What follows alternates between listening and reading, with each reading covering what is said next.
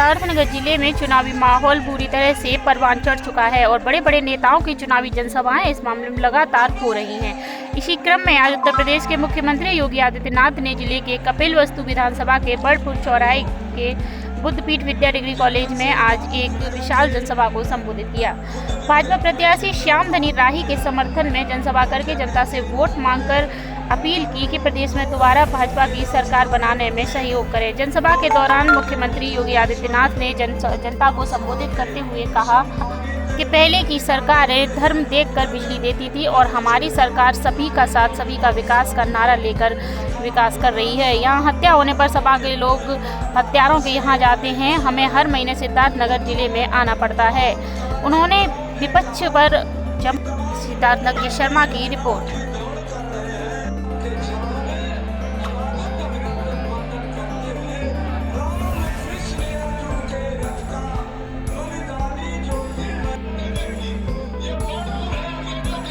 योगी आदित्यनाथ की इस जनसभा में लोगों का हुजूम उमड़ पड़ा। माना जाता है कि आदित्यनाथ एक युवा नेता है और वे उत्तर प्रदेश के युवाओं के बीच खासे लोकप्रिय हैं। उनका संगठन हिंदू युवा वाहिनी भी लोगों में खासा लोकप्रिय है। इस कारण वे उत्तर प्रदेश में युवाओं के चहेते नेता बनते जा रहे हैं। उनकी जनसभा में विशाल भीड़ एकत्रित हुई, खासकर युवाओं में और आदित्यनाथ को लेकर जोश नजर आया। जोश से लवरेज युवा तपती दोपहरी में आदित्यनाथ का इंतजार करते रहे और आने के बाद उन्हें लगातार सुना भी।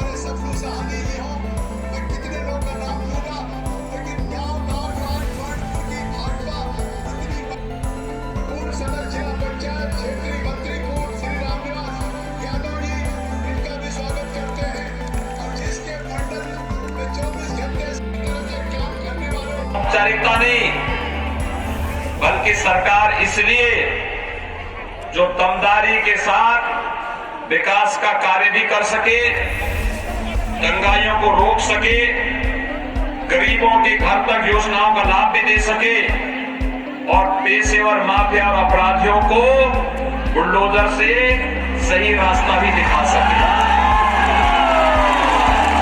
ऐसी सरकार आप चाहते हैं क्या? अच्छा मुझे बताओ, ये तथागत की भूमि है। देश और दुनिया तथागत की इस भूमि के प्रति बहुत श्रद्धा भाव रखता है। भाइयों बहनों, मुझे बताइए, क्या 2017 के पहले बिजली मिलती थी? क्या आती थी? सच बोलना। आज आ रही है। बिजली में कोई भेदभाव तो नहीं होता है।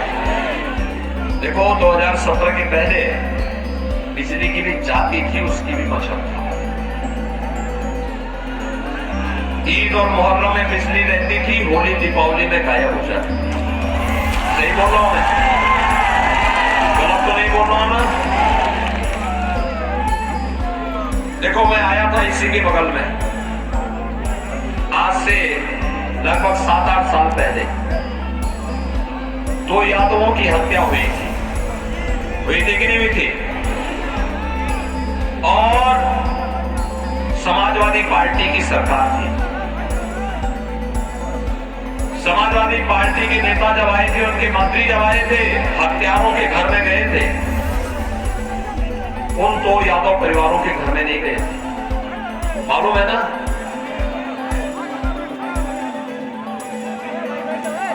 पांच साल में कहीं दंगा दिखाई दिया? और पहले तो हर महीने मुझे आना पड़ता था आपके यहां, हर महीने आना पड़ता था। हाँ,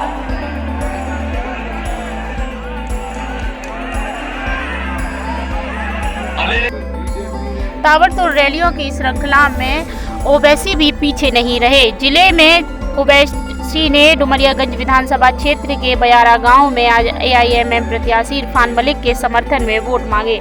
एआईएमएम प्रमुख असदुद्दीन ओवैसी ने जनसभा को संबोधित किया। इस दौरान मंच से बोलते हुए उन्होंने बड़ा ऐलान किया।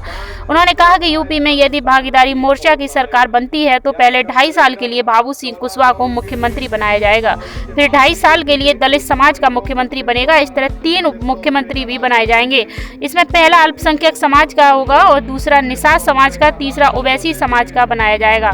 ओवैसी और कुशवाहा सामाजिक भागीदारी की लड़ाई लड़ रहे हैं। उन्होंने आगे कहा कि बीजेपी ने उत्तर प्रदेश में गरीबों और मजलूमों को और खास तौर पर युवाओं को बेरोजगार बना दिया है। महंगाई बीजेपी के दौर में आसमान को छू रही है। डीजल और पेट्रोल की कीमतें भी आसमान को छू रही हैं। इसका नुकसान हर वर्ग को उठाना पड़ रहा है। सबसे ज़्यादा इसका नुकसान गरीबों को होता है। यदि हमारा भागीदारी मोर्चा का बनता है तो हम महंगाई कम करवाएंगे। सिद्धार्थनगर से आर.के. शर्मा की रिपोर्ट।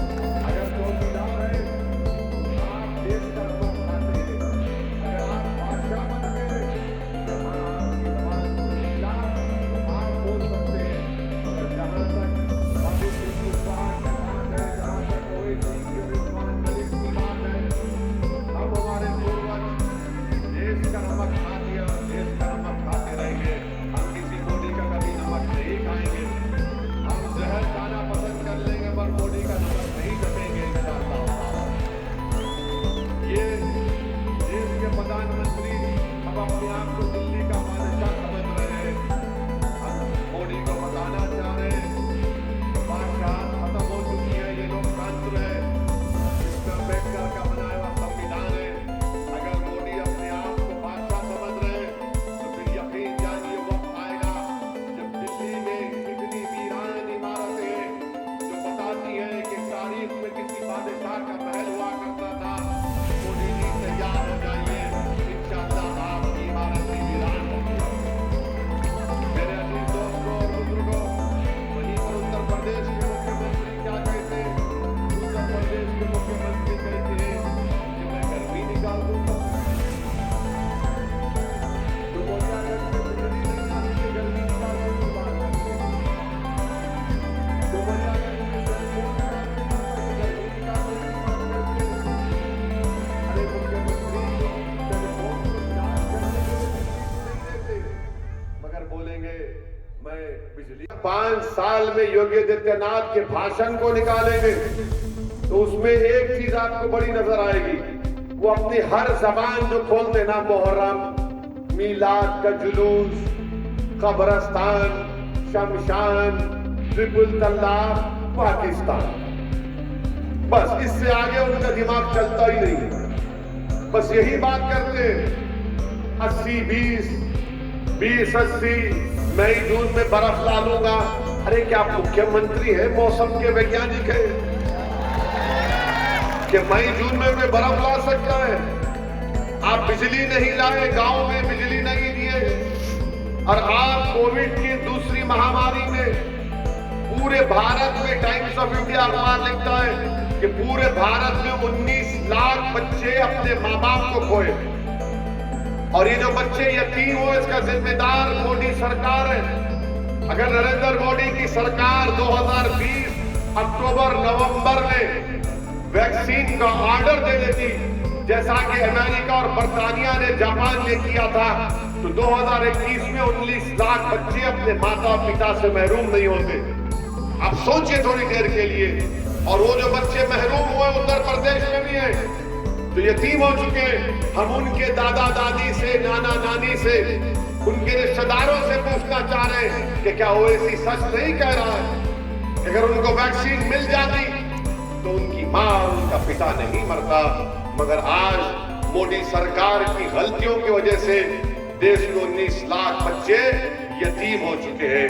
वहीं पर उत्तर प्रदेश में हमने देखा कि गंगा के पानी के ऊपर लाशें गिर रही थी, ऑक्सीजन नहीं मिल रहा था, दवाएं नहीं मिल रही थी, मगर इसके बावजूद भी जो मोदी का भक्त है वो बोलेगा नहीं, ओवैसी है ना इसलिए मोदी को वोट देंगे। आप बताइए ये क्या, इनको ये बर्बादी नजर नहीं आ रही? तबाही और बर्बादी। उत्तर प्रदेश में अनएम्प्लॉयमेंट, बेरोजगारी 4% हो चुका है। इनके पास इसका कोई जवाब नहीं है। मेरे अजीज दोस्तों और बुजुर्गों, वहीं पर आप देखेंगे कि मजलिस की कामयाबी को रोकने के लिए समाजवादी के लोग बोलेंगे ने बीजेपी है, उसको रोकना है, हमको वोट दो। मैं आपको, क्योंकि ये मुजाहिदीन आजादी की सरजमीन है, ये सरजमीन उन काजी अदील अब्बासी के काजी जलील अब्बासी की सरजमीन है। मैं आपसे अपील कर रहा हूं कि आप इरफान मलिक को भी जब वोट देंगे ना तो दो चीज का ख्याल रखिए। आप हमको वोट मजबूरी की हालत में मत दीजिए, मजबूती के लिए वोट दीजिए। मजबूर होकर आपने वोट दिया था सपा को, क्या किया? क्या वो जीत पाए 2017 में? उससे पहले भी दिया, नहीं जीत पाए। अब मजबूती के लिए आप वोट दीजिए, अपनी मजबूती के लिए आप इरफान मलिक साहब को यहां से विधायक बनाइए। और जो लोग समाजवादी के लोग खाम कहते हैं ना, अल्पसंख्यक समाज मुसलमानों के दरमियान में आकर कहते हैं मस्जिद। आज की इस मीटिंग में शिरकत, और अभी उनको बताया गया कि हर घर से मुट्ठी भर अनाज लेने का सिलसिला शुरू करके इन मदरसों में बच्चों को इल्म के जेवर से आरास्ता किया गया। आपने तय किया कि 3 डिप्टी चीफ मिनिस्टर होंगे, जिसमें एक निषाद समाज से होगा, एक अति पिछड़ा समाज से होगा और एक अल्पसंख्यक समाज से मुसलमान को डिप्टी सीएम बनाया जाएगा। तो मेरी आपसे गुजारिश है कि सामाजिक न्याय की लड़ाई में आप अपना हक अदा करिए, हिस्सा अदा करिए। और ये लड़ाई हम हिस्सेदारी की लड़ रही है, ये लड़ाई हम आपको नेता बनाने के लिए लड़ रहे हैं। और इसीलिए आप देखते हैं कि जब पीस पार्टी के अध्यक्ष डॉक्टर अय्यूब अंसारी साहब ने हमसे मुलाकात की दिल्ली में, बाबू सिंह कुशवाहा साहब भी मौजूद थे, तो हमने डॉक्टर अय्यूब अंसारी साहब से कहा कि डॉक्टर साहब, आपकी विधानसभा और 2 विधानसभा जो 3 विधानसभा है, आप हमको बता दीजिए, हम आएंगे। तो हमने डॉक्टर अय्यूब अंसारी साहब की विधानसभा में हमने खुद जाकर 2 जनसभाएं उनकी तारीफ में की। क्यों की हमने डॉक्टर अय्यूब अंसारी साहब के लिए? इसलिए कि ताकि डॉक्टर अय्यूब अंसारी और इरफान मलिक के दोनों भाई जब जीतकर उत्तर प्रदेश की विधानसभा में जाएंगे तो गरीब, मजलूम और पिछड़ों की आवाज बनेंगे। और हम उम्मीद करते हैं कि आप इस बात का भी ख्याल रखेंगे, क्योंकि हम अगर मुत्तहिदा तौर पर मतदान करेंगे तो कामयाबी हमारे कदम को चूमेगी। अगर हम थोड़ा सा भी इंतशार का शिकार हो जाएंगे तो कहीं खुदा ना खास्ता नाकामी हमको ना मिल जाए। इसीलिए हम आपसे, हमारे दिल की गहराइयों से आपसे अपील कर रहे हैं कि आप 3 तारीख के दिन एक होकर मुत्तहिदा तौर पर अपने वोट का इस्तेमाल करिए। मेरे अजीज दोस्तों और बुजुर्गों, यहाँ पर 5 साल पहले यहाँ की जनता ने बीजेपी को यहाँ से कामयाब किया। जिस शख्स को कामयाब किया उसने यहाँ की विधानसभा में विकास का कोई काम नहीं किया, ना वो अपनी जबान से ऐसे 10 काम दिखा सकता है कि जिसको बताया जाए कि इसने कुछ विकास का काम किया। मगर हाँ, लोग उसकी जबान की 10 मिसालें दे सकते हैं कि जब कभी वो जबान खोला तो सिर्फ गंदगी उसकी जबान से निकली। मेरे अजीज दोस्तों और बुजुर्गों, हम आपको ये बताना जरूरी समझते हैं, उत्तर प्रदेश की जनता ने, डुमरियागंज की जनता ने बीजेपी